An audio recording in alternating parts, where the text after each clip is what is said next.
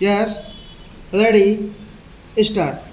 The main purpose of the United Nations is to build up a world without war, a world based on the cooperation of nations and peoples. It is merely a world where war is kept in check by a balancing of armed forces. It is much deeper than that. It is a world from which the major causes of war have been removed and social structures built up which further peaceful cooperation within a nation as well as between nations. In the preamble of the Constitution of the UNESCO, it is stated that war begins in the minds of men. That is essentially true, and ultimately it is necessary to bring about the changes in our minds and to remove fears and apprehensions, hatreds and suspicion.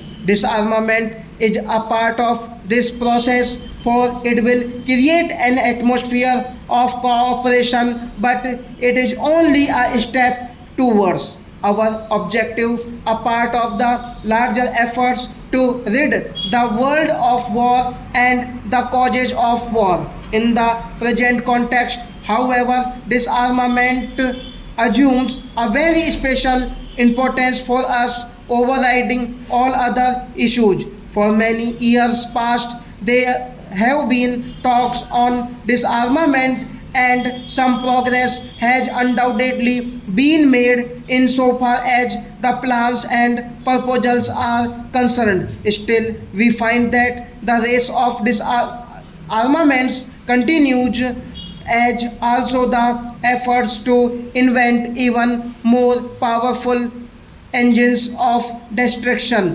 Even a small part of these efforts was directed to the search for peace. Probably the problem of disarmament would have been solved by this time.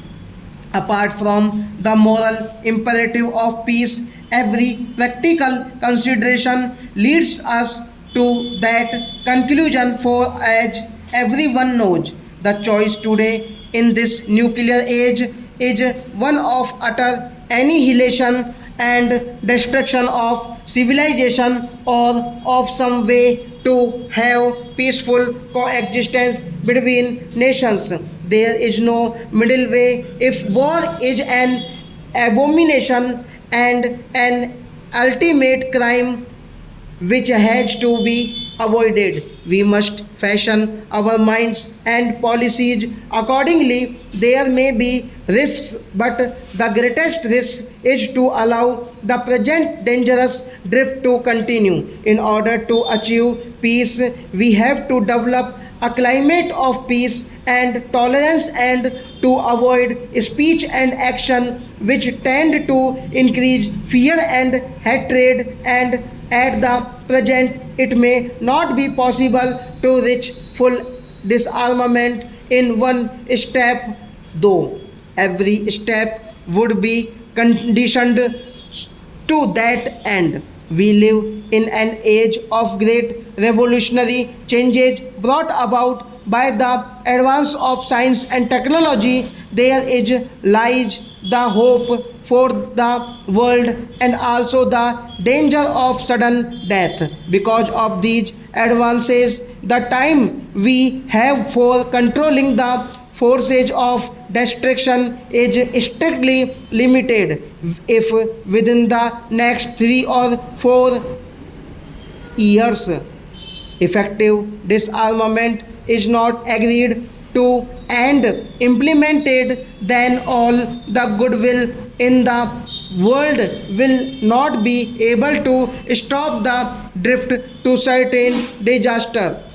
In the context of things as they are today, the great nations, the United States of America and the Soviet Union, hold the key to war and peace. There is a great responsibility, but every country, big or small, is concerned in this matter of peace and war, and therefore every country must shoulder its responsibility and work to this end. In order to deal with these bit issues effectively, we have to take big and impersonal views. It is only the United Nations as a whole that can ultimately solve these problems. Therefore, while all efforts towards disarmament must be welcomed, the United Nations should be closely associated with such efforts.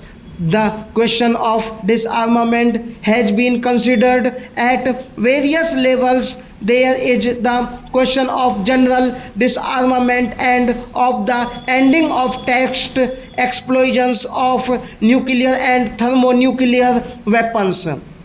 So far as test explosions are concerned, considerable progress has been made in the discussions of the committee which has been meeting in Geneva. Indeed, it would appear that an agreement has been reached on many basic issues, and only a little more effort is needed is to complete this agreement. I suggest that a final agreement on this subject should be reached as early as possible.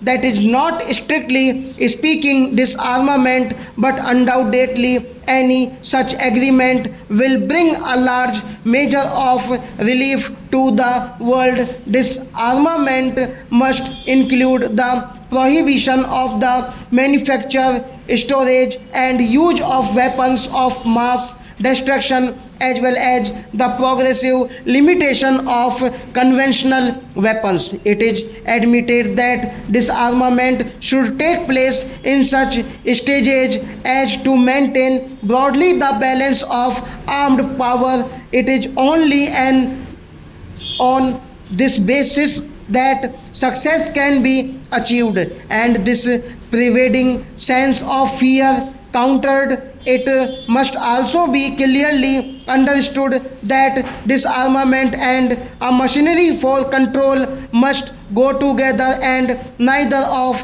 these can be taken up singly. And now a proposal has been made that the question of disarmament should be referred to a committee of experts. In fact, experts have been considering this matter during the past years, and we have had the advantage of their views. Stop.